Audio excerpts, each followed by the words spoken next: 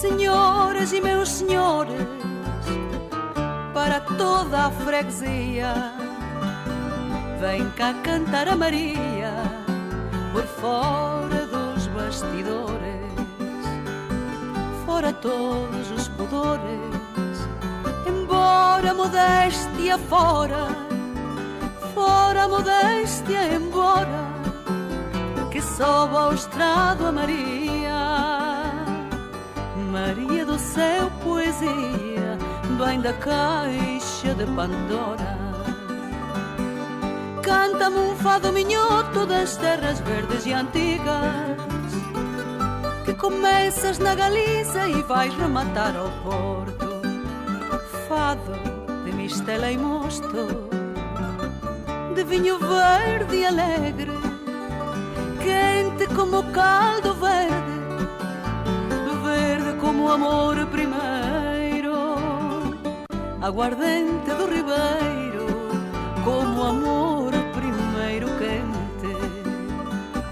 Canta-me um fado do norte de caminha, fonte minha, minha minhota fontinha, que nestas terras consortes não haja mais passaportes. Só a doçura desta fala, nossa irmandade da raia, nas terras que beijam o Minho, terras de mar e de vinho, de pedra, ternura e água.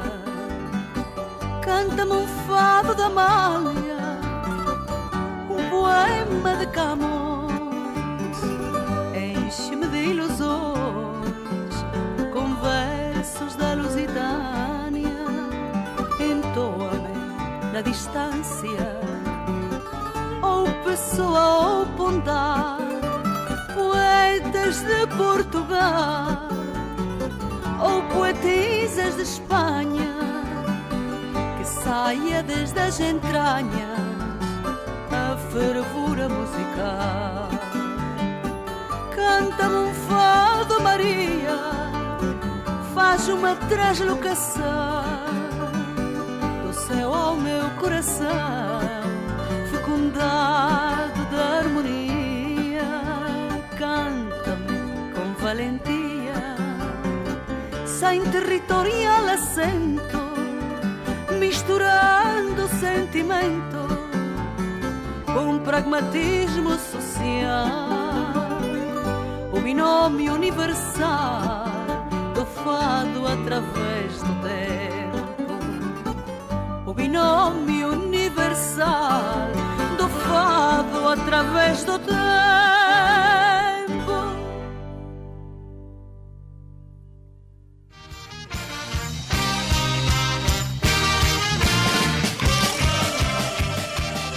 Como influiu Galicia e os seus habitantes en vostede na súa música? Só influiu para ben, o ter vivido sempre en Galicia e non moverme dese mundo do fado de Lisboa, onde hai tantas e tantas artistas cantando o mesmo e da mesma maneira, iso fai que eu adoptara unha forma diferente, a dozura que o galego me achegou, mesturado coa melancolía do portugués, fixeron que sexa unha voz única e por única, pois xa é especial. Non puiden aprender de ninguén, nin copiar a ninguén. Os discos de fado que escoitaba eran os de vinilo que os meus pais me traían cando eu viaxaba a Portugal a visitar a miña avoa paterna, e eran de Amalia Rodríguez. Os galegos son o mellor público e eles tamén son os que escollen o meu repertorio, porque sempre canto as cancións máis aplaudidas, porque iso significa que son as que máis gustan.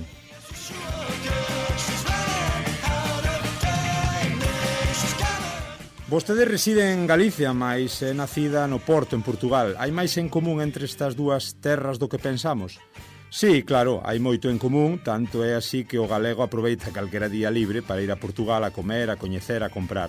En fin, a compartir cos irmáns os portugueses. Os portugueses fan exactamente o mesmo. A vida cambiou moito nos últimos 20 anos, agora case todo o mundo ten coche e desprázase dun lugar a outro. Tamén nos medios de comunicación hai maior diversidade, son máis e maiores. Hai uns anos, se querías un CD de fado, tiñas que ir a Portugal.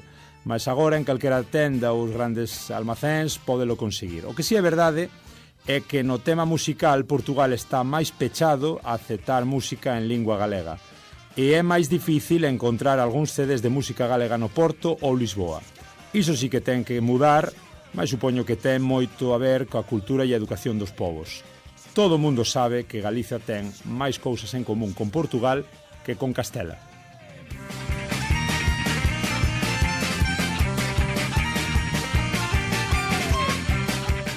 Este é un extracto do que dicía María do Ceo, declaracións de María do Ceo nunha entrevista en setembro de 2009 para o Diario de Pontevedra baixo o título Todo o mundo sabe que Galicia ten máis cousas en común con Portugal que con Castela.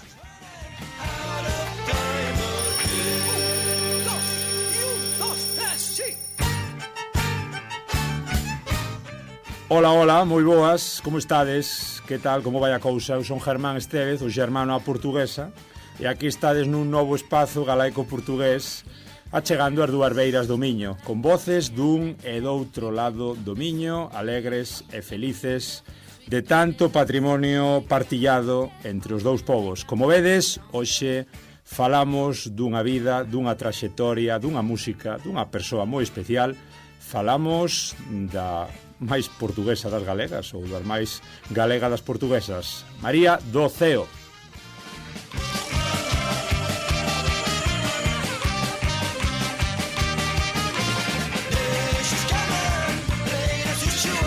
E aquí estades en Radio Areí no 107.2 da FM para que esteades pola contorna, para os que esteades tamén nas redes en Spotify, en iVoox, en Apple Podcast ou en Pod Galego. Benvidos e benvidas a todos. Hoxe é un prazer saudar xa en directo a nada máis e nada menos que, a ver se o digo ben, María do Ceo Rodríguez Faría. Fernández Faría.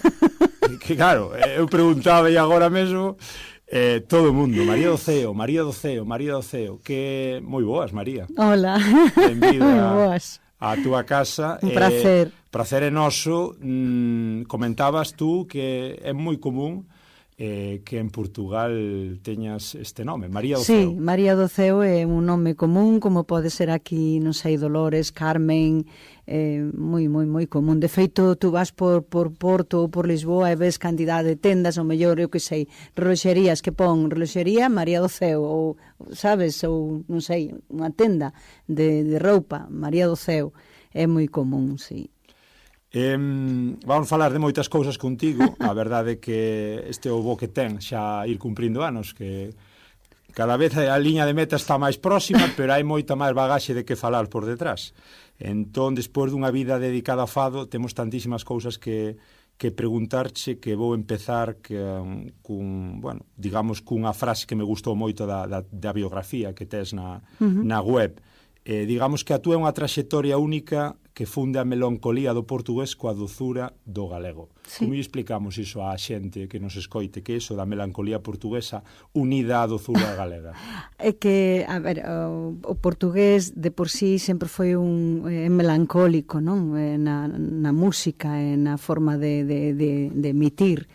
O galego é moito máis doce. De feito, eu cando comecei a cantar os meus primeiros fados, notábase moitísimo a influencia do galego, porque xa eran moitos anos de convivencia en Galicia e cos galegos, e falando en galego e vivindo en Galicia. Entón o meu portugués xa era un portugués con outro acento, un portugués distinto, e era por esa dozura que me aportaba a lingua galega, e iso fai que sexa tamén algo distinto como comentabas ao principio desa entrevista, algo distinto do resto das fadistas que, bueno, que non se moven desa contorna que Lisboa, Porto, a hora de cantar e de vivir. Eu non, eu sempre vivín aquí, levo vivindo aquí 54 anos.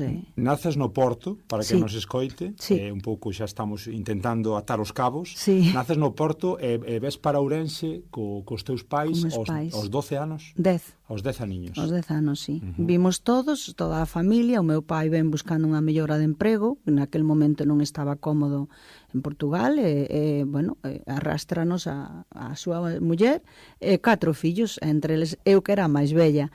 E pa aquí viñemos e aquí nos asentamos. Eu viñen directamente pa a escola aquí, matricularonme na escola e seguín estudiando aquí o pouco que estudiei, pero foi aquí en Ourense, concretamente en Guizamonde, despois en Xinzo, e bueno, xa non nos movimos de aquí me casei, aquí tiven os meus fillos, caseime cun galego. Os meus pais están, os dous xa fallecidos, están enterrados aquí en Ourense, o sea, xa ves. Cantas voltiñas. Como son os inicios no fado? Comentas que é un pouco xa mamas, digamos, un pouco desde a cuna, non? Sí. Grazas ao teu pai. Sí, o meu pai cantaba moi ben, era un cantor con moita alma, era destas voces que non podías deixar de sentir con el, non? De feito, era moi fácil que ele se puxera a cantar, incluso sin música, que tú xa notaras aí a lágrima en algunha persoa, porque el tiña esa capacidade, e creo que eso foi o que me transmitiu el a min, esa capacidade de transmitir ao outro, de facer sentir. Non era un cantante profesional, o meu pai tiña o seu traballo, era pintor de paredes.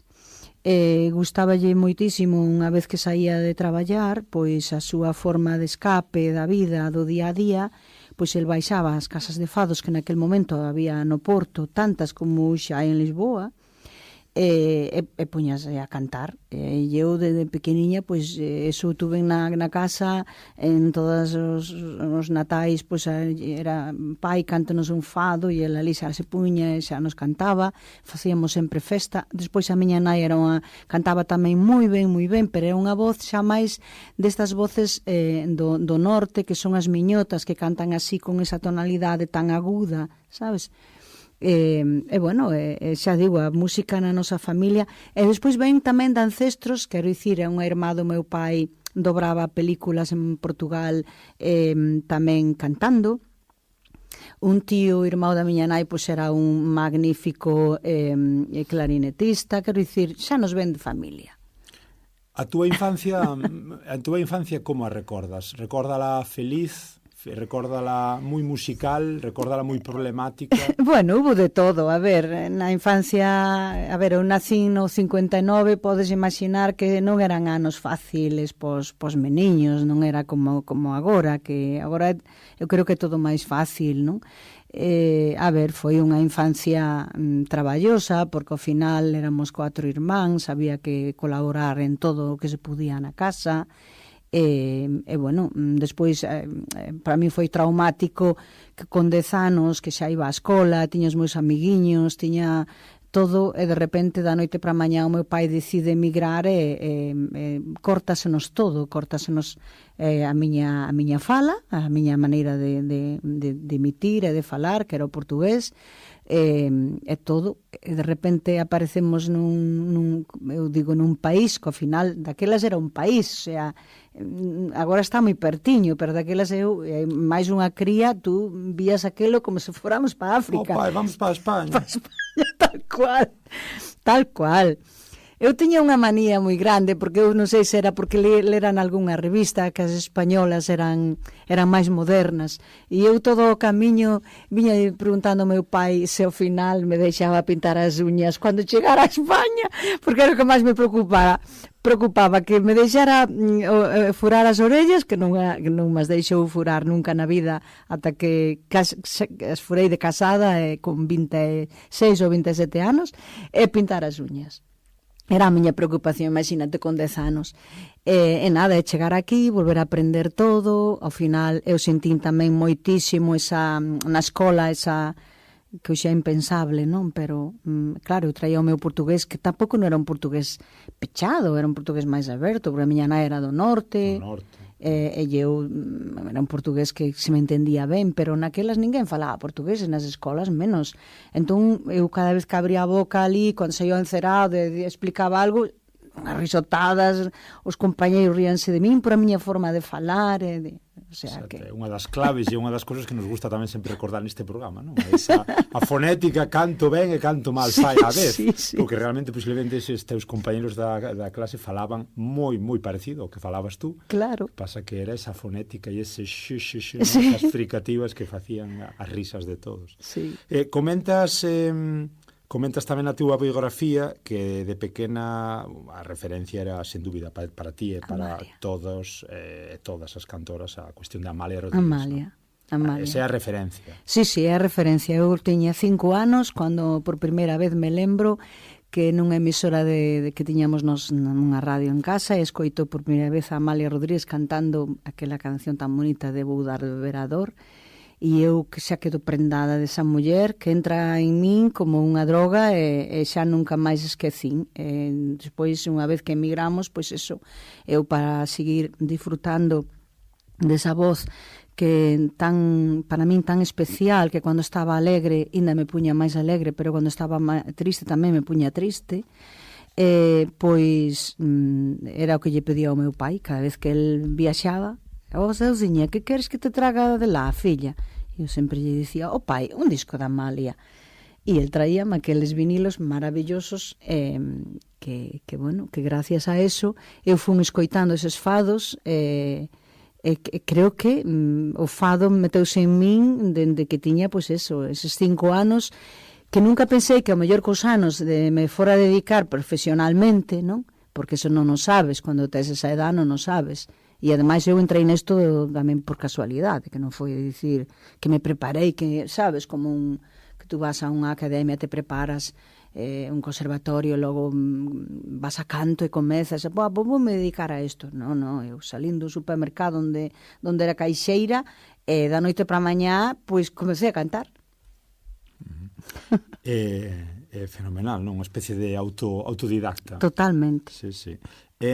Comentas de Amalia Rodríguez esa referencia, tes a sorte en 2001 de estar coñecíchela en vida. Sí. E despois tiveches a sorte tamén de cantar nesa homenaxe póstuma no Coliseo en Lisboa. Sí, eu no 98 fui a ver a Portugal. Morreu aí, no 98-99, non? Sí, ela morreu xusto uns meses despois ou un ano despois. Eu sei que ela estaba xa moi maliña, estaba incluso dentro de casa pediunos disculpas porque estaba con gafas de sol, porque dice que había chorado moito e que tiña os ollos moi hinchados e que non quería que ellos víramos. Maravillosa. Eu puxeme así ao seu lado. Que lle dixeche? Mira, eu dixe, que isto é para contar porque foi maravilloso a forma de... A ver, eu tocaba con un músico que había sido baixista da Amalia, que era o Joel Pina. E entón un día así falando me dixo, María, mas a María ligue para a Amalia, que a Amalia é como a María do céu, é moito simples. E eu dixía, está seguro? Porque a min parecíame tan extraño que unha diva tan grande fora tan simple, non? E dixome, sí, ela é moito simples quer dicir en portugués sencilla, non? Exacto. Bueno, e entonces yo un día el me deu-me o teléfono dela e eu chamei e saliume a secretaria, a señora que tiñan ali. Estou, dixenlle, hola, aquí é María do Céu daqui da Galiza, podía falar con dona Amalia Rodríguez? E diz, de onde diz que fala? Da Galiza? De fala, e dixe, da Galiza, de Ourense. Sou María do Céu, unha cantora, e gustaba moito de falar con dona Amalia. Tá un momento, por favor, e eu dixe, non pode ser. O meu home estaba sentado ali no sofá, e eu tapei o teléfono e dixe, Pepe, que me vai poñer a Amalia? E dixo, seguro. En aquel momento sonaba a voz da Amalia. Estou, e eu, hola. Ese segundo, non? Sí, a ver que lle digo. Estou, e eu, quen é? Diz, aquí é Amalia. E quen é você? Diz, sou María do Céu, mas você non é nada Amalia. A muller debo dicir, esta está tola. Eu digo eu, e dícemela, estou, María, sou Amalia Rodríguez, está onde lá? E dixe, ai, dona Amalia, boteme a chorar. Eu quería falar e choraba. E ela dicíame, non chore, vaña cá, vañame ver, agora que vai ser a Expo. Por eso eu lembro-me. Expo de Lisboa, 98. Agora que vai ser a Expo, vaña cá, vañame visitar. Oye que vou, vaña mesmo. E eu, fomos, aproveitamos, falei co meu manager daquelas que tiña un manager, falei con ele, fomos a súa muller eu e o manager. E nos presentamos, ela chamamos primeiro para que hora nos podía recibir, e nos recibe como tipo de 10 da noite, que eu sempre como vai recibir esas horas, claro, despois lembreime, o sea, supen que Amalia recibía a todo o mundo pola noite. A noitiña. Entón, bueno, magnífico, e ela, nada, dixo, eu simplemente lle dixen que eu cando escoitaba a súa música percibía cando ela ría ou cando cantaba rindo, cando cantaba melancólica, que se notaba na súa face, na súa cara, que era impresionante. E ela dixo, ela agarrou o disco que o levaba o segundo disco de Bellas Lembranzas, e ela fixo así e díceme: María la Portuguesa, esta música é miña. Miña non é, díxela, miña non é de Carlos Cano, mas Carlos Cano escribiu para min. E olla, eu nunca lle cantei e dame pena. E eu, por qué? E dis, non sei, porque non parecía para min. E agora teño pena de non a ter cantado. E eu dix, olha lá, ten que vir a Galiza a cantar, dona Amalia, que ten ali moito público que a adora. E diz ela, teño que ir. Sabes que me chama moito para ir? O Galloso do programa este do Luar. Mas eles queren que eu cante en playback e eu en playback non sei cantar. Ela quería directo. Fantástica. Como lle explicabas a túa encrucillada nacida no Porto? Lembraste un poquinho algún detalle? Eu supoño que ela preguntaría. Sí, ela preguntoume por o disco, adorou, eu dediqueillo, que ela quedou con el, e eu diseñei Amalia, eu que son a fan súa, que teño toda a súa discografía, pero toda, e non fun capaz dos nervios de levar nada para que me asinase. Imagínate, o máximo que fixemos ali foi unhas fotos. Pero outra persoa diría, vou levar todo para que me teña ali. Pois eu non me lembrei de nada, eu só quería estar con ela. Eu dixen a miña traxectoría, que ela dixo que ela había tido durante moitos anos un músico galego, un guitarrista, Paquito, lembrouse do nome, faloume del, non me lembro máis que tivermos falado, porque de mí non falaba, eu falaba dela. Claro. Eu preguntaba a ela, eu ali non era nadie, o que me interesaba era a ela, saber dela, estar con ela, unha muller que eu adoraba, que foi o que lle dixen, que eu comecei a cantar o fado por ela, porque escoitei aquela canción con 5 anos nunha emisora de radio e quedei totalmente prendada. E eu, ademais, o que lle dixen á señora que me colleu a primeira que me colleu o teléfono, dixo qual era o motivo para eu, porque iso é unha das cousas que non me lembrei agora de contar, qual era o motivo por que eu quería falar con dona Amalia. E eu dixen, o motivo é porque eu adoro esta muller e eu teño medo de que ou ela ou eu morramos sin que nos coñezamos. E ele dixo, un momento, por favor. Foi cando me dixo, un momento, por favor, e eu dixen, non será posible que me vai poñer con dona Amalia, porque non o podo creer. E foi, e eu creo que foi o que lle transmitín eso de que era moita a emoción que eu sentía por esa artista. E é certo, mira, eu escoito cos anos, lóxicamente, pois escoitei moito tamén Dulce Pontes, que para min é unha voz maravillosa, e despois outras fadistas como Mariza, Ana Moura, agora hai outra muller aí cantando que é fantástica, que non me lembro agora do nome dela, pero eu volto outra vez aos inicios, volto outra vez a Amalia. Para os que nos estean escoitando, a xente máis nova, que estea un pouquiño cheirando, digamos, nesta temática do fado, temos que lembrarlle que seguramente non, Amalia Rodríguez é a figura por excelencia do fado portugués, a embaixadora de Portugal no mundo durante o século XX, nacida alá polos anos 20, morreu case no final de século. O enterro, se non me lembro mal, nalgúna imaxe que vin, eu era pequeno tamén daquela, pero foi como un de Estado. O enterro foi como unha xefa de Estado, digamos que non sei se por un pouco menos que 500.000 persoas ali en Lisboa. Impresionante, a xente chorando toda. A ver, Amalia era moi querida, porque ademais ela era moi... E hai unha radio en Portugal, Radio que é Radio Amalia. Sí. Se queredes escoitar fados... Radio Amalia. Na radio portuguesa, Radio Amalia. Sí, que ademais só pon... Fíxate, unha cousa que non temos nós aquí na Galicia, unha emisora que só poña música galega. Ese é un gran tema tamén que xa falamos aquí en algún dos nosos programas e que che pensaba despois, o que pasa que isto vai surxindo, non? Sí. Pero un pouco na cuestión galega pura, é dicir, hai unha crítica moi evidente que é que se nos queixa moita xente da música e moita xente un pouco interesada por estas cuestións, oye, como pode ser que a música folk e a música galega non teña representación nunha radio galega música pública íntegramente 24 horas de música galega, música folk. Sí. Hai unha radio que se chama Música Galega, o sea, 24 horas, pero botan solo 30% de música en galego. Correcto. O resto é todo inglés, francés, español, o que cadre, pero non galego. Exacto. Pois sí. É un tema que xa vedes que a propia María do Ceo ten aí moi vaya, hombre. Porque é algo que debería ser de coñecemento público. Sí. María, 30 anos xa de carreira, comentas que, bueno, digamos que os inicios son duros, son complicados xa nos principios dos 90, ata que, digamos, eres profesional por 96, hai anos complicados, non? Claro, moi complicados, porque ademais eu entro nesto pois como por accidente. O sea, eu traballaba nunha cadena de supermercados coñecida e, un día, fallece o meu pai, eu estaba pasando unha tristura grande e un día o meu home me dice: se queres o sábado a noite vamos cear ali aos Viños, que hai un restaurante de comida portuguesa onde hai música en directo, toca un acordeonista e tal, e dixen, pois veña, vamos. E ali fomos, estaba ali o acordeonista, o dono do restaurante era amigo do meu home, veu a falar comigo e me dixo: María, que te parece o acordeonista? E dixen, como toca de maravilla, pois é portugués, é de Vila Nova da Feira, de cerca do Porto e tal. Por que non cantas algo que a min? O Pepe sempre me dixo que tú cantabas moi ben, e eu xa estaba en Coral de Ruada, estaba en unha rondalla e tal, pero como para cantar ali, dixen, é que non sei, dixen, muller, así e tal. Entón, función todo o acordeonista, lle dixen que cancións coñecía ele, dixome, o que tú quiseres, unha casa portuguesa coñeces? Coñezo, pois veña, vamos cantar esa.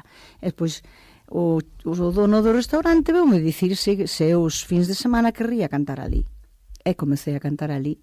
Claro, eu tiña o meu traballo que entraba moi cedo, porque imagínate, un supermercado non só estás ás 9 cando abres, tú xa estás ali ás 7, 7:30 para descargar o camión, meter as cousas dentro, colocar, e logo estar toda elegante e toda preparada para as 9 menos cuarto cando abre, tú xa estar na caixa, como me pasaba a min. Entón, pois a min costaba, porque eu estaba no restaurante cantando ao mellor hasta as 2 ou 3 da mañá e logo tiña que madrugar. Eso facían os xoves, venres e sábados pola noite. E despois xa nos comezaron a falar nos xornais que había un grupo de fado cantando en Galicia que se chamaba Alfama, e xa nos chamaban para distintos cafés, concerto que había en Lugo, en Vigo, en Coruña, e alá comezamos a diversificar para todos os lados e de aí os teatros. Agora nos vas contando máis cousiñas, escoitamos no inicio do programa Cántame un tema miñoto. Cántame un fado miñoto. Perdón, un fado miñoto de poema de Armando González López, de Ourense, un ourensán, un tema de 2012, penso que me dicías, que era un fado corrido. Despois falamos tamén un pouco dos tipos de fado, para que a xente un pouco se vaya aclarando, para que eu me aclare tamén. Agora vamos a escoitar Sin Niño, un poema de Rosalía moi bonito, un tipo de fado Había Niña, non? Sí, Había Niña. E continuamos con María. Montes e campiñas, camiños espranadas,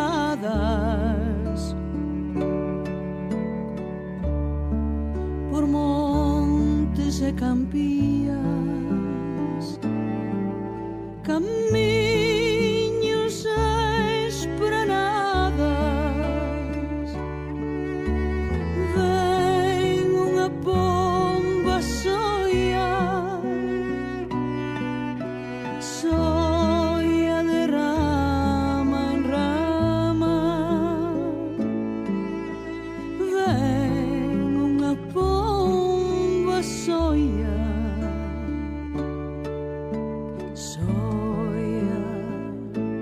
de rama en rama.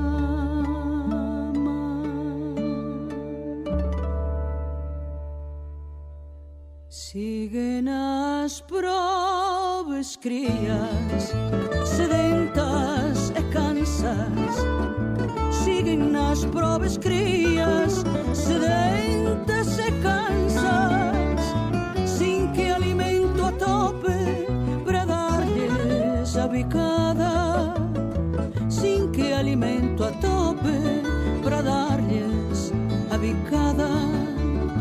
Trae manchadas las plumas, que era un tempo brancas, trae manchadas las plumas, que era un tempo brancas, trae muchas serrasteiras y abatida las alas, trae muchas serrasteiras y abatida las alas. Ai, prove pomba un tempo tan querida, tan branca. Ai, prove pomba un tempo tan querida, tan branca.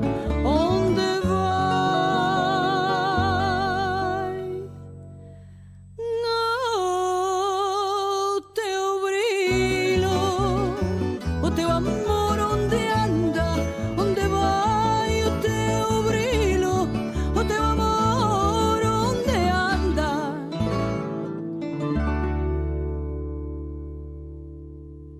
E aquí seguimos con María do Ceo. Obrigado, graciñas aos que nos estades escoitando. Seguro que estades disfrutando tanto como a nós de ter a María do Ceo, unha lenda do fado á galega, aquí en Radio Eriz, en directo. María, comentabas Off the Record, este poema tan bonito, non? Ese significado que ten.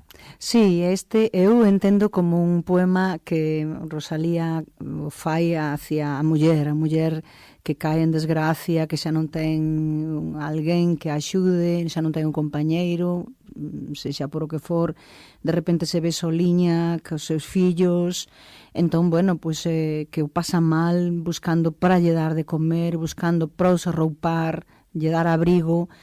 Cando ela nun tempo, pois, era unha persoa, pois, eso, que brilaba, as súas roupas, as súas plumas eran brancas e agora xa son escuras. Entón, bueno, creo que é un pouco ese canto a soedade e a persoa que cae en desgracia de non ter nada, e dese nada é nin sequera alimento para lle dar aos seus fillos, que o mellor non estamos tan desencaminados hoxe en día do que está pasando. Que ainda agora viña escoitando a radio que haxa tanta pobreza e xente que o pasa mal. A cousa non pinta moi ben. No. Falábamos antes de tamén un pouco dos teus inicios. Non me continuo indo moito para atrás, pero en que momento ves que al anos 90 nese supermercado, neses inicios, en que momento che salta ese clic na cabeza e dis, eu voume poder dedicar a isto? Pois mira, xa digo, foi un pouco obrigado. A verdade é que as clientas que pola noite estaban aí ceando e disfrutando, ou nos cafés, como que agora xa non existe, como Café Isaac e outros, que viñan pola noite ali e me escoitaban cantar, logo por a mañá, cando viñan comprar, me dicían, ai María, que bonito, eu non sei que faz aquí neste supermercado, co ben que o faz, tens que dedicarte a cantar e tal. E, bueno, empezou aí a mosca e a andar aí. E despois, bueno, pois un bon día, este manager que durante uns anos estuvo comigo, pois me dixo se gravaba un disco, que se tiña eu algo para vender, para demostrar, para levar el a teatros e lugares donde enseñar, que claro, porque un disco daquelas é como teu billete de identidade, porque non tes nada máis. Entón, bueno, pois así foi. Así foi o inicio. Son 30 anos prácticamente de carreira profesional, 16, 17 discos. Sí. E xa choveu desde aquel Cartas de Amor do 97, non? Falábamos na intro do CD, do cassette, a xente que non está escoitando que xa lle sone ao paleolítico. Sí. Aquel falábamos de cassettes e de CDs. Eu cheguei a facer cassette, tanto do primeiro disco como do segundo, fixemos as dúas cousas, o CD e o cassette. Despois xa no terceiro disco xa non hubo cassette, xa estaba obsoleto, e agora xa Se me descuido, estas Spotify, cousas xa non se poden facer. Falábamos de na entrada, non? De, Carlos, ou veña, isto te Sí. leí en Spotify, o Sí. sea, é un clic. Sí. De feito, eu xa gravei un así, que o vai de roda, é un disco que solo está en Spotify, e o seguinte que grave vai ser así, porque moita xente me di, ai, que precioso, que pasa que non teño onde escoitalo.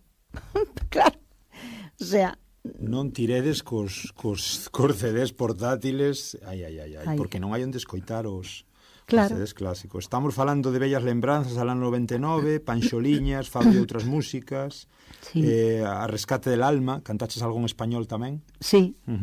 Dúas almas do Miño, que encaixa moi ben co noso sentido vital, Tan lonxe, Fado con outro acento, Soños cumpridos, Años despois, de Portugal a Galicia, Fado tamén, Cancións para nenos e nenas, Fadista, Escolma imposible e incorrecta, ata o último disco do ano pasado, Galicia Nai. Vexo que che gusta a cuestión da canción infantil, tamén te marcou, tamén, non? sí. Bueno, tamén é porque Armando, o compositor o autor, que eu son compositora de música, pero non son capaz de facer letras. Entón, bueno, el fainas moi bonitas. Entón, bueno, un día así falando me dixo, oye María, hai un oco para facer cancións para nenos, pero cancións que os nenos aprendan escoitando, non a típica canción que unha vez que rematou a canción non saben o mensaxe que lles deixa, non? Entón fixemos un disco entre os dous, un disco moi bonito, un disco que fala pois das palabras polisémicas, un disco que fala das linguas como Babel, que eu canto en 12 linguas que se falan ou se falaron en toda a xeografía española. Non sei, as razas infantiles, razas animais, para os nenos o cuco, o comportamento do cuco, un parabéns en galego, bueno, moi... Xa digo, foi precioso, presentamos no ano que se lanzou, presentamos en todas partes, alá subíamos os nenos ao escenario, ali bailaban e cantaban connosco, é sempre un traballo do que estou, ademais, moi satisfeita, porque é moi bonito, un proxecto grande, donde os meniños dibuixaron, as follas están dibuixadas pois por todos os meniños. Eu chamaba as miñas amigas e dicíalle, que anos ten o teu fillo? Menos de 10, sí. Queres que dibuxe? Que non sei. Veña, mándame o dibuixo do neno. Precioso o disco, é precioso. Cantaches tamén, cantache o Nobel daquela Xosé Saramago, fixeches unha xira por Frankfurt, cantache con Carmiño, co Carlos Cano que comentábamos antes de Esa María la Portuguesa, fixeches concertos pola violencia de xénero, colaborache ca Real Banda de Gaitas naqueles Príncipes de Asturias, Fundación Paideia, tamén causas sociais, cantando aí polo, bueno, un pouco pola chega. No Sáhara tamén fun, con mulleres maltratadas. Fixeche unha curta tamén como actriz, tamén te lanzaches. Cala. Por Dios, eso. Foi mala experiencia ou que? No, a ver, eu pensei que actriz era como cantar. O sea, porque ao final tú cando subes ao escenario tamén tens un pouco que interpretar, non? Pero que va, nada que ver. Tes que facer o que está ali escrito. E, bueno, estuvo ben, porque ademais eu a compañeira que tiña de rodaxe era a Marta Larralde, esta rapaza que ademais é buísima, que é galega, e é buísima como actriz. E ela dábame o pé, ás veces eu non lle sabía dar o pé a ela, pero ao final saliu ben, pero non como para... Mira como será que fai como uns 12 anos me chamaron dende unha produtora, isto teño que contar porque pouca xente o sabe ou ninguén. Por favor. Dunha produtora de Madrid, que estaban a facer... lembraste cando facían aquelas películas sobre uns personaxes importantes casteláns? Neste caso era o da señora esta co marido deixou moita pintura, que la é...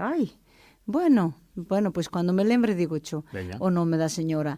Ela, Tita Cervera, o marido dela, estaban facendo unha serie sobre a Tita Cervera e o seu home, non? Entón, ela había tido unha amante que era brasileira, con rasgos así moi parecidos aos meus, e que cantaba. Entón, a mí me mandan o papel, nada, era unha folla, 4 liñas para aprender. Logo tiña que ir a Madrid noutra semana, a levar o guión ese e dicir ali. Pois non fui capaz de memorizar eso. Eu que teño máis de 100 letras no meu cerebro para cantar. É que non levo un triste papel cando vou a un escenario, non levo nada, sei todo de memoria, non fun capaz. Esas palabras que aí me puñen non iban conmigo, eu diría de outra maneira, pero había que dicilo así. 2011 tamén lle cantas un himno ao Couto Misto, ao sí. querido Couto Misto, que tamén lle debemos un bo programa, polo que significa aí a nivel galaico-portugués. Cantas, evidentemente, en España e en Portugal, mas tamén, bueno, digamos que tocas moitos recantos de Europa, Alemania, Francia, Suíza e Italia, e mesmo cruzas o charco, Uruguai, Argentina e tamén África. Chile, sí. Chile tamén, Arxele e Exito. Sí. Que fai María do Ceo en Chile ou en Exito ou en Argentina? Contanos un pouco. Pois mira, en Argentina foi unha xira maravillosa que, alá fomos a cantar os nosos fados, ali o Teatro Avenida, que teñen ali magnífico, foi mesmo en Bos Aires. Miles de galegos. Claro, miles de galegos. Xogabas na casa. E despois, aparte, que fomos por as distintas casas de Galicia, que teñen moitas, acariñante e querente como se foras da súa familia e te tratan maravillosamente no primeiro día que chegas ali, xa te veñen buscar ao aeroporto, o sea, é unha maravilla. Logo, a Exito fun coa Real Banda, e foi impresionante, o sea, eu teño unha lembranza ás 5:30 da tarde nas pirámides de Keops, nos ali de diante das pirámides por detrás, poñéndose o sol, nos cantando coa Real Banda detrás, que imagínate que estamos falando de 30 e pico músicos, eu ali cantando, nunca me esquecerei de eso, porque eso foi o mellor que te podas imaginar. Nos ensaios, despois fixemos varios concertos, tamén estivemos na Biblioteca de Alexandría e ali fixemos outro concerto, e cando estábamos ensaiando eu comecei a cantar para probar o micro, comecei a cantar Lágrima, non? Ese fado, chea de penas me deito e con máis penas me levanto no meu peito, já me ficou no meu peito este jeito, o jeito de eu te querer tanto. Bueno, pois cando terminei de ensayar isto, ven un señor grande como un mundo, como unha pirámide enorme ademais de ancho e de alto, chorando xunto de min, falándome na súa lingua que non entendía nada, e ven a intérprete e me dice que lle transmitín tanto, que el facía pouco había tido que lle había, fallecido a súa muller, coa que había estado tantos anos casado, e que el estaba sintindo algo sobre eso, que tú fíxate sin entender nada da lingua. E eu dixenlle a intérprete que lle traducira estas palabras, non? Que foi o que cantei. E eu me estaba emocionadísimo, e eu lembrarei toda a vida eso, da emoción que lle transmitín a ese señor. Non sei o que transmitiu o que lle foi transmitido a ese señor, o que me é transmitido a min aquí a apenas 3 metros de María do Ceo, é que, efectivamente, cando escoitas fado, entendes a cuestión esta da alma, e entendes a cuestión esta de que chega moi dentro. Sí. Como podemos explicar á xente esta cuestión, cando pensan moitos desde afora, desde o descoñecemento, non, que o fado é triste e é melancolía, simplemente estes adxetivos non pexorativos sempre de o fado, unha cousiña, sempre para chorar. É vida, eu non opino eso. Ademais hai moitos tipos, hai cancións moito máis alegres, A ver, o fado menor, o fado máis tristón me refiro pro poema, non? Contanos un poquinho os tipos de fado. Claro, o fado é todo, as poesías son as que fan que o fado sexa máis importante ou menos importante. Neste caso, un poema que xa é bonito, acompañado con un fado menor, que vai en un tempo tan melancólico. Claro, eso chega sí ou sí ao outro, porque te fai sentir, porque te fai lembrar o que tú estás pasando, que xa pasaches, pois eso. Pero despois hai outros fados, por exemplo, o fado que puxemos ao principio, que é un fado corrido, morería, dentro dun que vai bailando, vai pulindo, non vai parado, vai sempre aí a guitarra portuguesa sempre moi animada, non? E despois o fado que escoitamos sin niño de Rosalía de Castro, aí vai dentro do fado Vianiña, chamas así porque o autor que fixo este fado chamábase Francisco Viana, e entón o hai lento, pode ir máis lento ou pode ir máis rápido. Neste caso, nós eliximos que fora máis rápido. Corrido, non? Máis rapidiño. Claro, pero despois tes non sei, algunhas das cancións que canto eu, por exemplo, Fado Norte, que tamén é do autor de Armando González, e que vai dentro dun fado pexinxa, que tamén vai, o sea, outro estilo. Hai o fado pexinxa, o fado, pois xa dixen, o morería, o fado corrido, o fado Alberto, que era o Tres Ríos, que falábamos de que algún día o pondríamos tamén aquí. Hai tantos estilos, porque despois, cambiando a métrica do poema, pode ser un estilo ou outro. É super interesante, bueno, axúdanos tamén a aprender a todos, porque ao final as cousas evidentemente e os estilos pois teñen moitos matices e moitos vértices. Fuches condecorada tamén embaixadora galega no mundo. Iso, quen dá esas condecoracións? A Xunta, a Diputación? Neste caso foi a como lle chaman, a Orden da Vieira.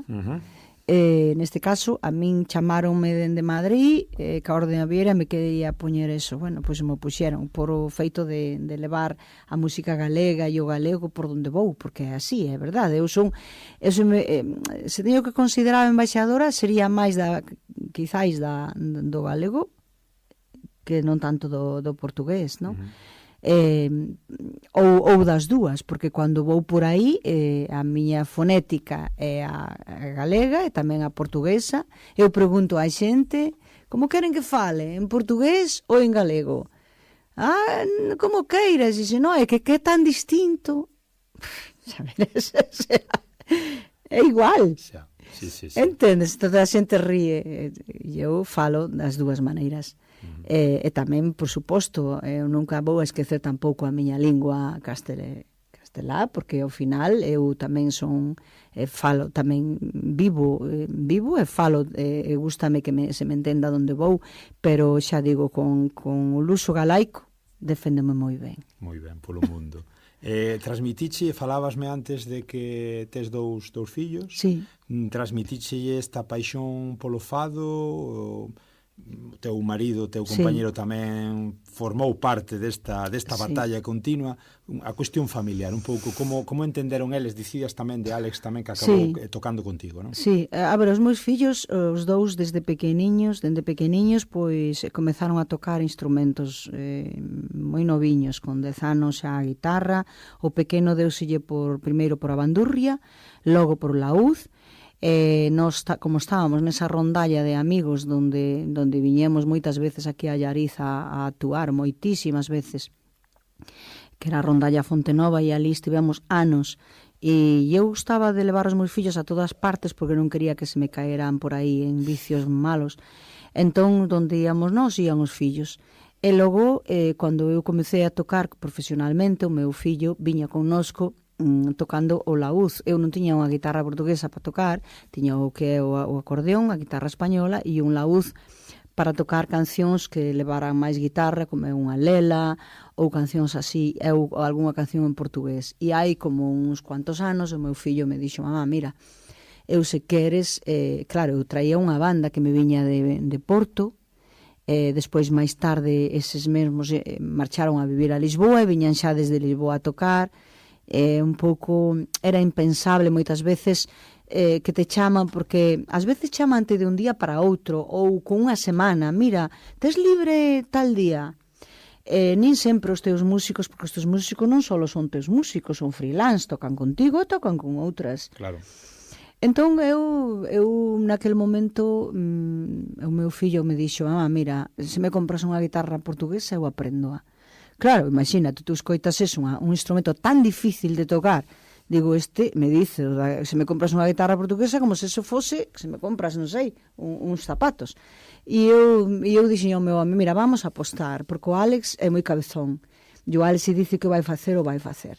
E así foi, a compramos, comezou a ensaiala, e nós todos os meses facemos un concerto de fado no castelo de Maceda, que dende aquí convido a moita xente, a xente que queira disfrutar do fado, só fado, que aí só é fado. Hai unha boa cea e despois é fado.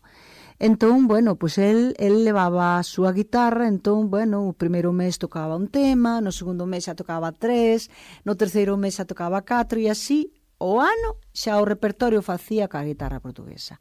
E despois teño outro fillo, que nunca me acompañou a min, ao mellor un día de coña e tal, sí, pero ese é máis rockero. Ese é dos Pink Floyd, é dos Led Zeppelin, que non ten nada a ver comigo.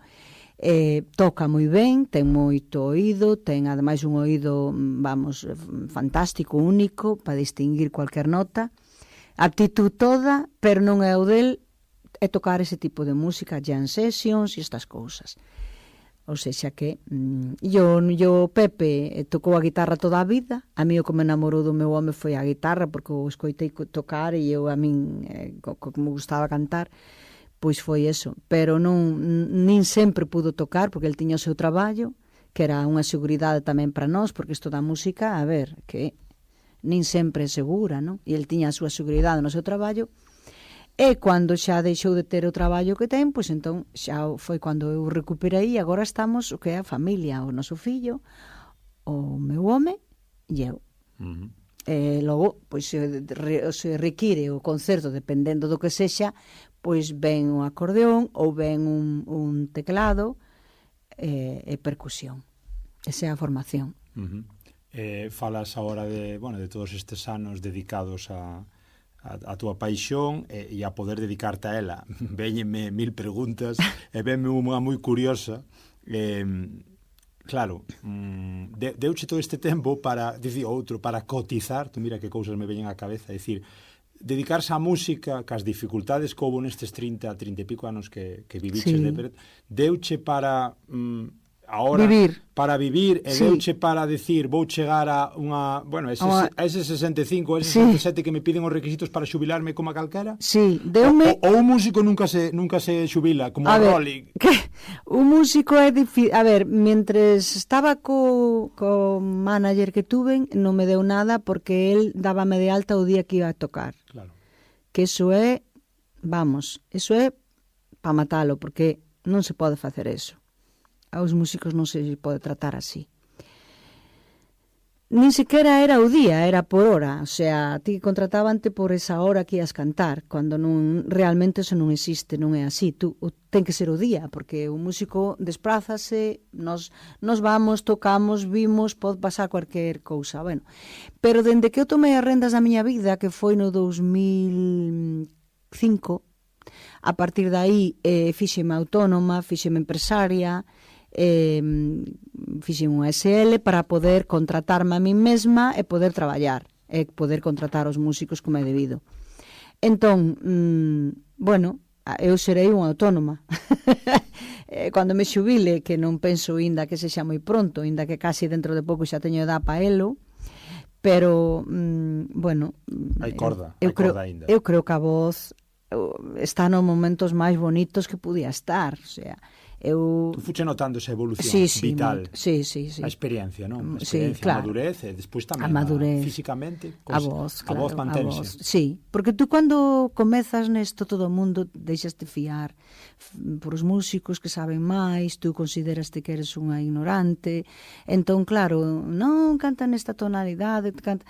E agora daste conta, o sea, agora, despois cos anos, cando tú xa tomas as rendas da túa vida, da túa carreira, e dis, que burra fun, porque cuanto máis bonita está a voz, máis sosegada, máis limpa, máis que cacariñe, que é o que ten que ser, e non tan estridente como ás veces. De feito, eu se pudera eliminar da miña carreira musical dende o disco, a partir do disco tan lonxe para atrás, eliminaba todo eso.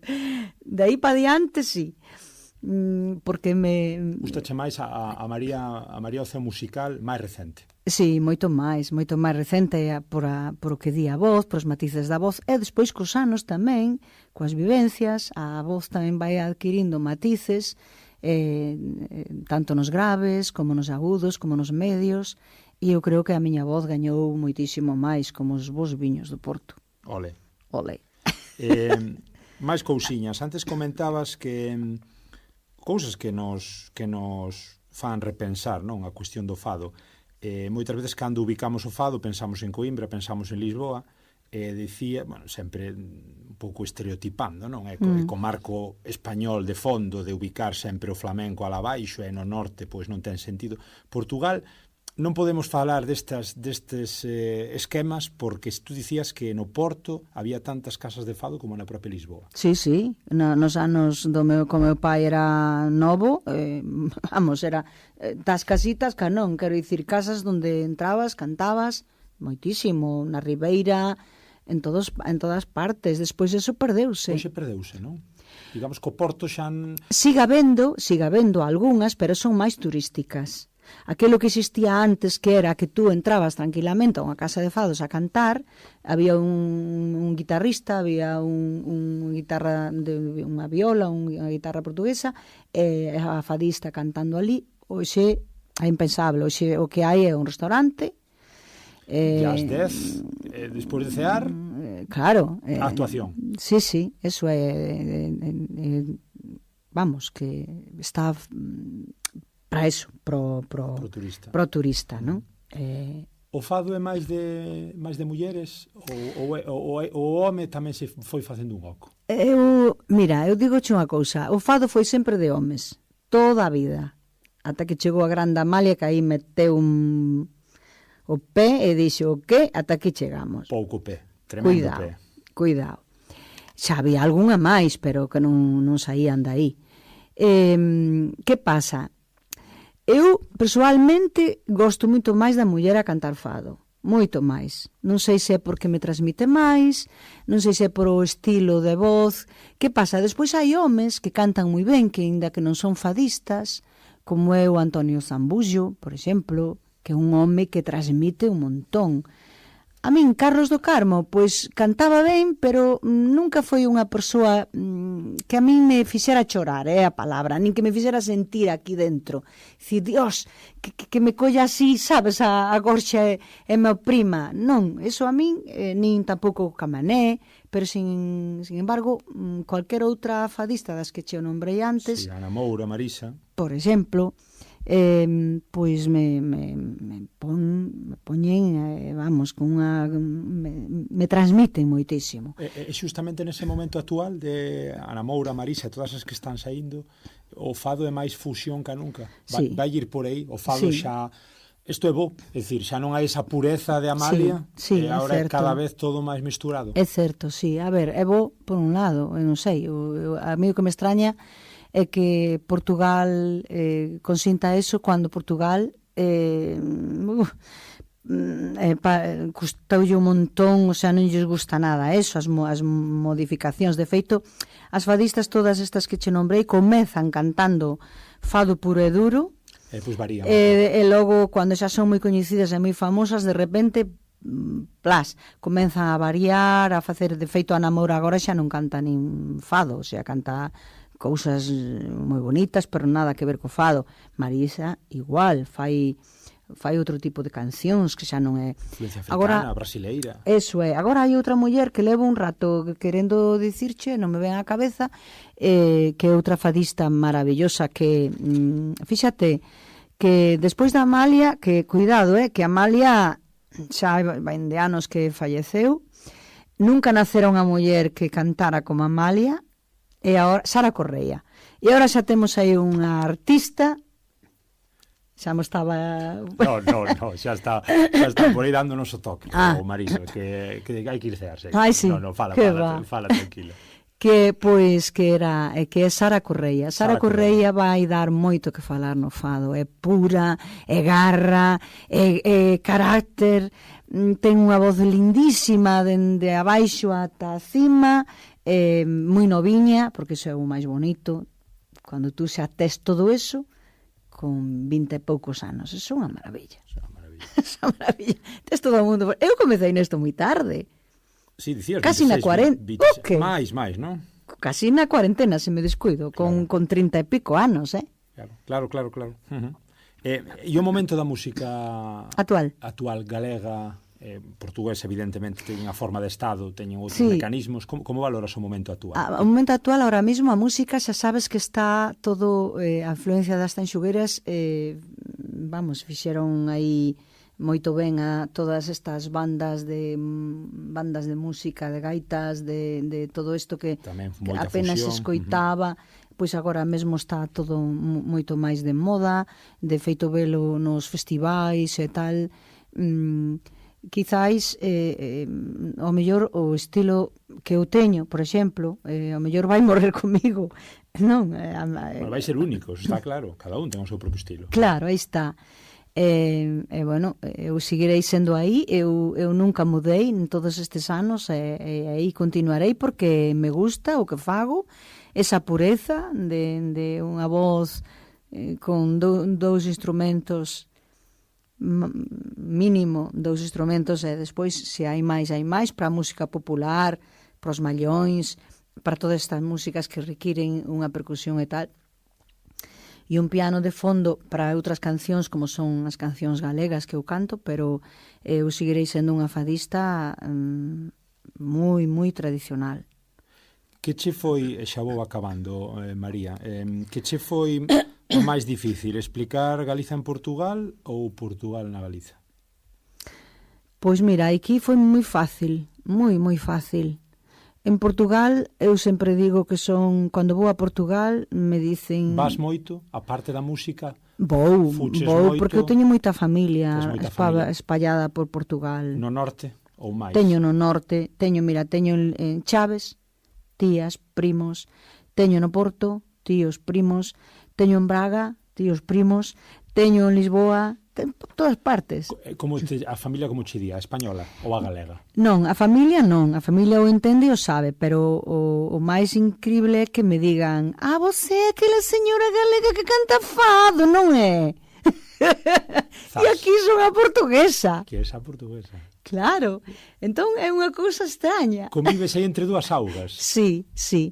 Mira, foi moito máis fácil, a ver, eu cando comecei a gravar o meu primeiro disco Cartas de Amor, eu lanceime a cantar un disco todo en portugués pros galegos, porque quen me comprou e quen me escoitaba eran os galegos, ata que din o salto e fun a Portugal a cantar, eu xa levaba moitos anos cantando aquí. Foi moito máis doado e moito máis fácil cantar en portugués para os galegos que non cantar galego para os portugueses. Moito máis fácil. Eu un día na tenda, non sei se o podo dicir, nunha tenda importante en Lisboa, a FNAC, fun ali para comprar un disco, e para que me compraran un disco dos que eu tiña, que era precisamente ese, A Dúas Almas do Miño.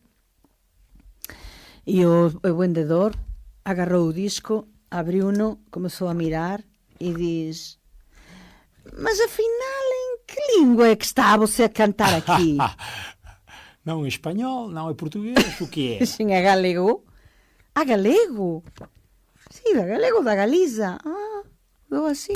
Sim, pois será burro. Aínda costa moito.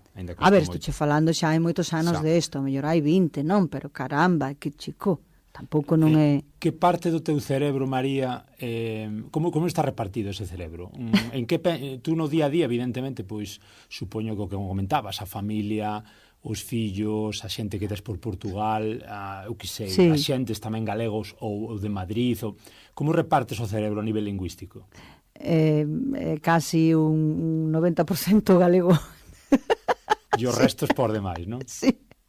Sí, porque, a ver, o meu home galego, os fillos galegos, os netos galegos, os amigos galegos, eu falo no meu día a día o galego. Claro, cos meus irmãos tamén galego, falaba moito portugués cos meus pais, e logo cos meus amigos que teño ainda, o sea, que amigos en Portugal tamén procuro, e despois desquítome cando canto, pero senón no meu día a día é máis o galego.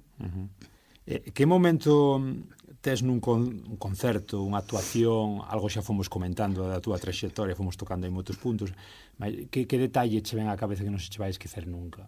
Bueno, evidentemente terás moitos, pero agora si a golpe de 9 da noite, que sí. Cousa dis tú que emoción? Falabas das pirámides antes. Sí, bueno, tamén cando fun cantar ao Papa Juan Pablo II foi moi emocionante, porque ademais, sí, en Castel Gandolfo, na súa residencia de Brán, cantamos o Ave María de Schubert e el quedou tan impresionado que despois volveunos mandar cantar de novo e logo mandounos pasar e ali fixemos as fotos con el e eu non sei, notei así unha emoción grande estar ao lado dunha persoa como el e tamén me transmitiu bendicivos, non? Sí. Quedaste bendecido. Home, sí.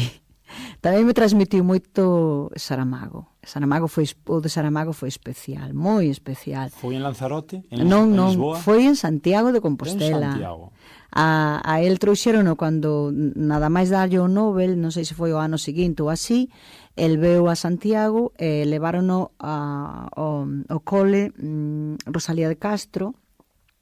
E a través do Corte Inglés, que como eu tiña ali os meus traballos e tal, me chaman do Corte Inglés, que era moi interesante que se eu quería ir cantar, darlle a benvida como portuguesa, residente aquí, darlle a benvida a Saramago, e ali fomos.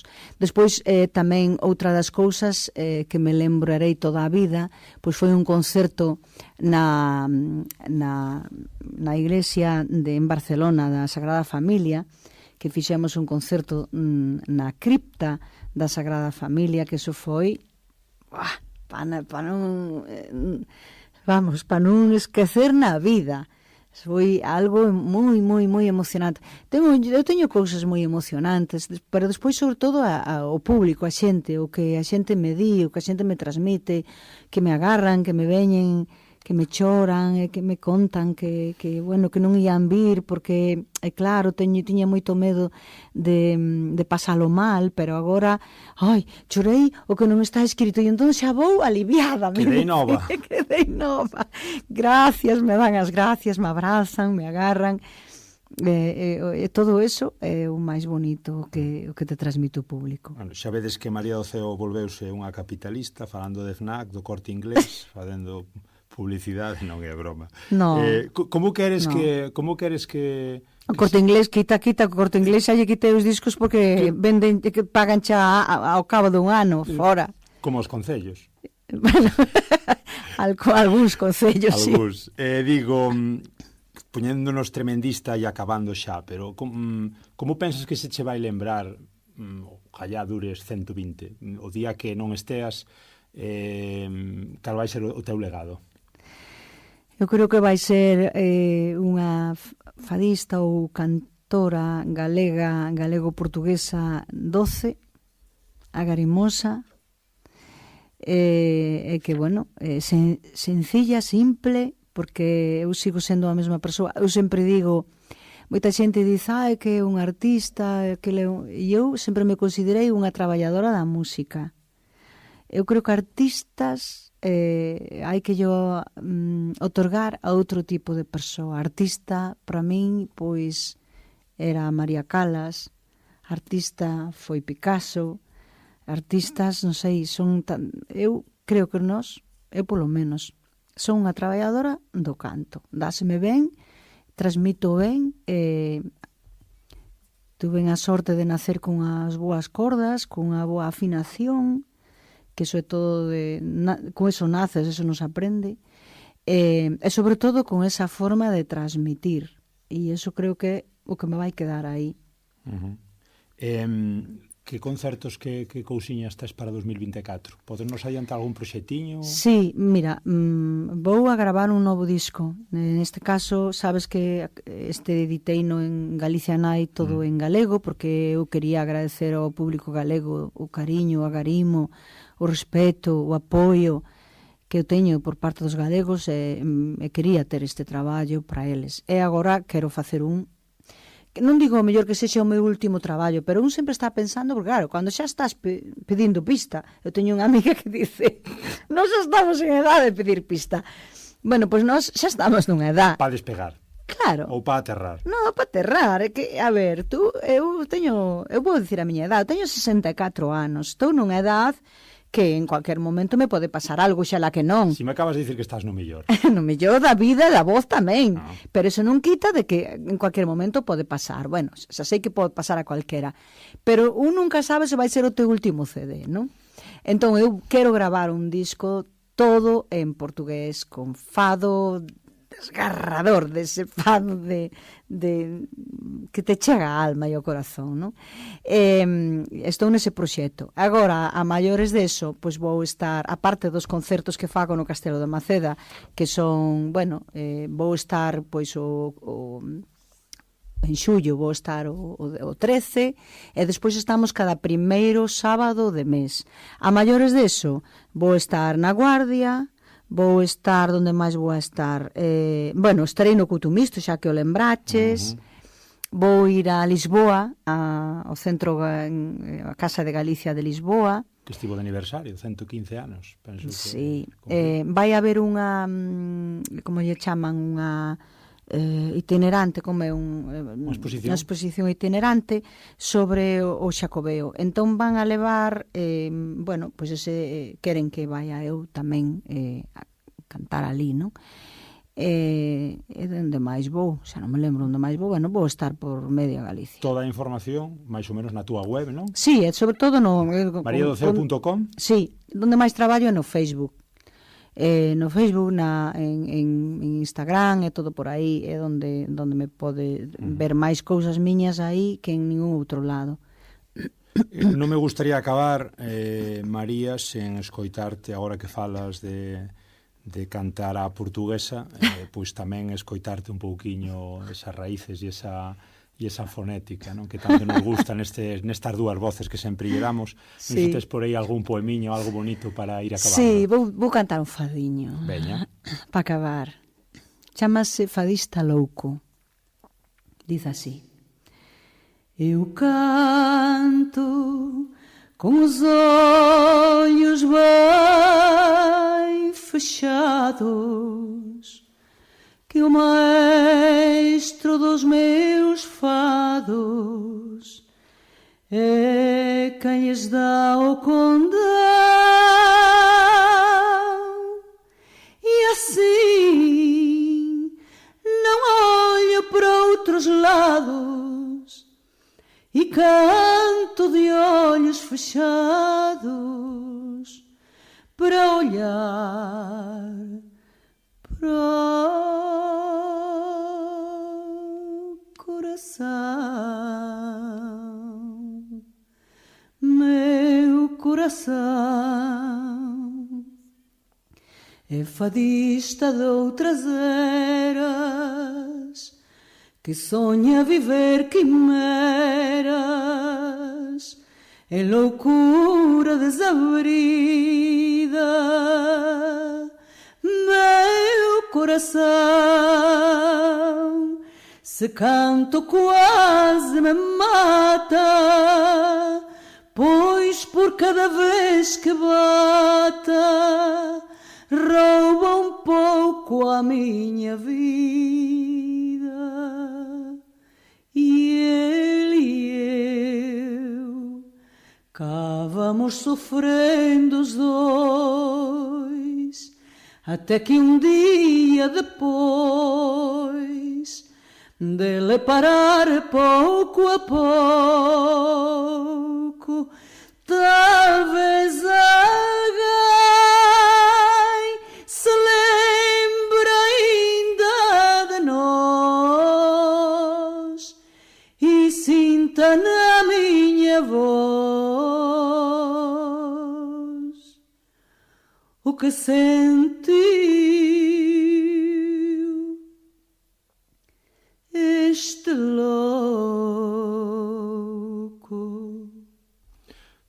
Bravo, pois o noso aplauso e o meu, que estou disfrutando, como dicía outro, moitísimo, e o de todos os nosos ouvintes.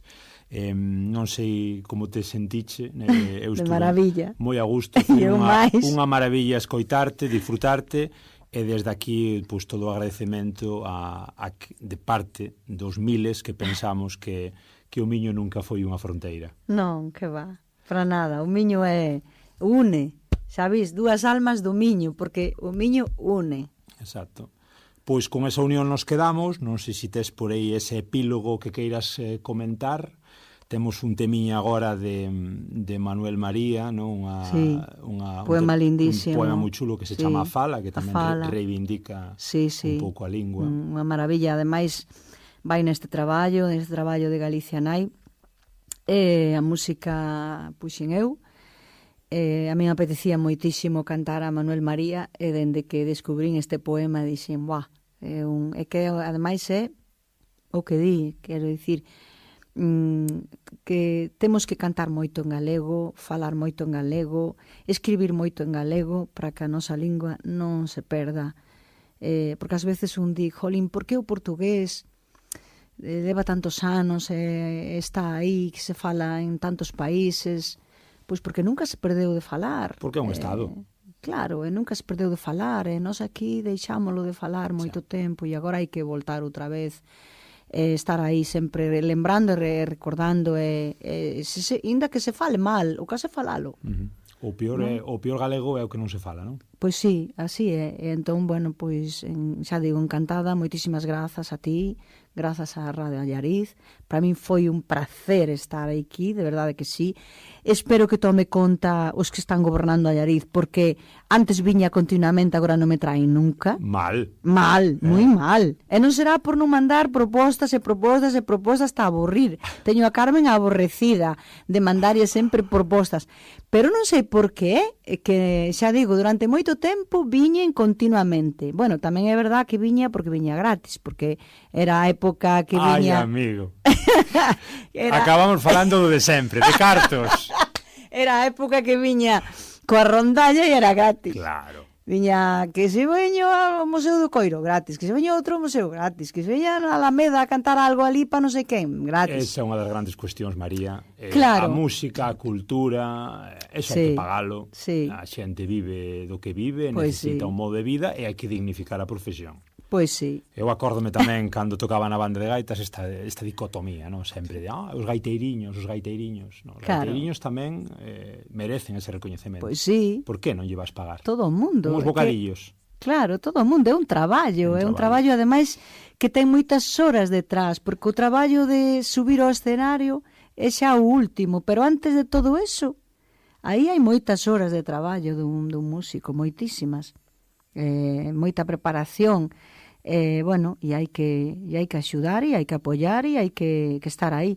Entón, bueno, pois a ver se é verdade que un día podo vir, non sei, a mí facía moita ilusión vir un verán ao lado do río, un concertiño destes a anoitecer, verdade?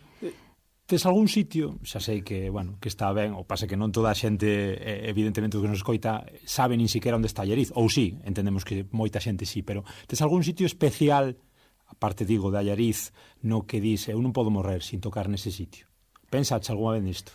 Sí, a min gustaríame, sempre o decía, o que pasa que agora xa sei que pasaron os anos xa nada, que era no Olimpia de París. Tiña esa emoción e esa ilusión de facelo, porque o resto de España estuve en tantos sitios tan bonito nos Alcázares en Sevilla, estiven nun teatro fermosísimo, ainda foi o ano pasado tamén en Sevilla, ao lado do Parque de María Luisa, maravilloso, un teatro, bueno, unha loucura. En Érmua tamén xa estuve nunha iglesia de Morrer de bonita, toda en retábulo, en madeira, en toda a iglesia. O sea, teño tantos lugares bonitos. En Alemanha, xa non te conto, en Suiza o mesmo. Sitios moi fermosos. Pero bueno, eu... e aquí, en unhas navidades, de un concerto nunha iglesia que hai aí, non sei como se chama, a iglesia no centro, antiga, unha iglesia bella. En Allariz? Sí. Xusto a que está onde a praza? Sí. Pois esa é a de... Ai, mamá, ainda teño feito San Pedro. San Pedro, sí, que bonita. Eso foi unha fermosura, un concerto. Xa hai moitos anos, porque ainda estaba eu coa banda anterior de músicos e xa fai, pois, non sei, 12 anos ou 6 anos están conmigo, mira os anos que fai. Fora lindísimo ese concerto de Panxoliñas. E despois, xa digo, e logo non viñen a presentar un disco de nenos gratis. E logo volvín a presentar outro disco que quería que a xente coñecera gratis. Pero, que dicir, jolín, vamos a traer a María do Ceo que eu sei que o público de Allariz me quere escoitar. Eu estou convencido que sí. E eu tamén. E a última, María, que lle dis á xente que nunca escoitou fado? Volvemos á pregunta de antes, eso da tristeza, a melancolía, non me atrevo, porque igual me desgarra, porque escarbar nos meus sentimentos, porque é unha música moi para... Que lle dis á xente que nunca se atreveu co fado? Por que sí que se ten que atrever? Hombre, ten que se atrever porque o máis bonito do fado, xa dixen antes, é o poema. Tú, cando xa entendes, e eu sei que os galegos o entenden perfectamente, cando tú entras nun poema, nunha letra que te di tanto, pois a xente ten que escoitar. É verdade que o fado é como, non sei, é como todo, ten que che gustar. Xa tes que ter unha predisposición para escoitar ese tipo de música, non? Eu creo que a xente que lle gusta a música melodiosa, a música con mensaxe, pois o fado lle ten que encantar. E despois, se non queren empezar por a cousa máis melancólica, hai cancións portuguesas moito máis alegres, máis bonitas, xa moi bonitas, que son totalmente cunha musicalidade fermosa, que che deixan ese retrouxo para poder tú continuar cantando. Non sei, hai moitas cancións que, non sei, agora me veñen, por exemplo, A Casa Portuguesa non é unha canción triste, é un himno, claro. Logo Habemos de ir a Viana, igual, outro himno, non sei, moitas, que hai cantidade de cancións. Eu canto cancións, por exemplo, super alegres, por exemplo, ven agora a cabeza o Vai de Roda, por exemplo, non? Que di, nun bailiño a portuguesa, con armonio, unha zambomba máis os pratos, ten que se ter a certeza de ter atados sapatos. Se o mestre manda virar, todo o rancho nun só pelo girou, e sem dizer nada ao par, quando vira o outro virou. Vai de roda agora, cada cual com o seu par, vai, que vai pela porta fora, vai, quem vier para namorar. Cada um com a sua, que ninguém me troca o passo, ai que vai pro olho da rua, vai, quem falta aqui ao compasso. Isso é um baile. Tiñámonos que despedir así, non queremos, pero isto da vida é complicado, sempre vai todo para diante, nunca vai para atrás. No. Temos que despedirnos, e que mellor maneira que ca túa voz. Obrigadísimo, graciñas, María. A vos. Por tanto. Moi ben, pois nada máis, aquí acabamos con María do Ceo, ese fado no corazón, na alma, esa auténtica traxectoria vital espectacular vinculada ao fado e a conexión luso-galaica. Recordade que estades no Galiportus en Allariz 107.2 na radio local, municipal, comarcal, os sábados de 12 a 1, o programa e, por suposto, tamén a redifusión sábados ás 10 da noite e luns ás 6 da tarde. Estades nas plataformas tamén cando queirades, en iVoox, en Spotify, en Pod Galego e en Apple Podcast, para que non digades que non tendes opcións para escoitarnos. Como sempre, seguídenos nas redes, toda a actualidade en Facebook, en Twitter e en Instagram. Hoxe marchamos, como non podía ser de outra maneira. A verdade, tamén estamos no correo, que sempre se nos esquece dicir, en galiportuspodcast@gmail.com, para todo o que nos queirades comentar e o que máis vos gustou, o que menos. Como digo, hoxe marchamos cun tema moi especial, que é fantástico, un poema de Manuel María, unha música aí tamén de María do Ceo. Marchamos con A Fala. Graciñas, obrigado. Até a próxima. Chao, chao. Beixiños.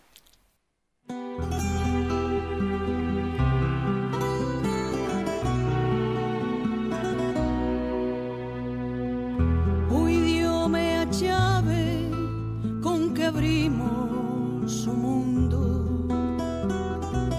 o salouco máis feble, o pensar máis profundo. O idioma é a vida,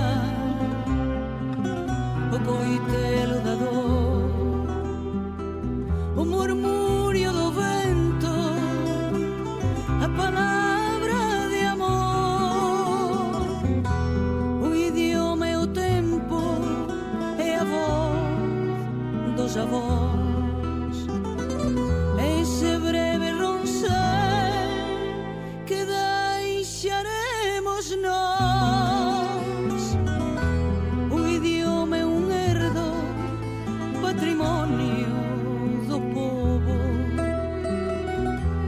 máxicamente vello, eternamente novo.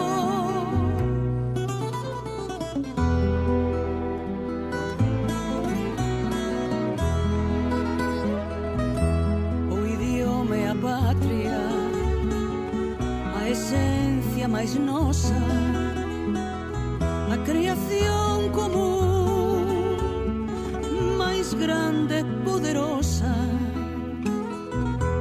O idioma é a forza que nos xunga e sostén. Se perdemos a fala, non seremos ninguén. O idioma é o amor, o latexo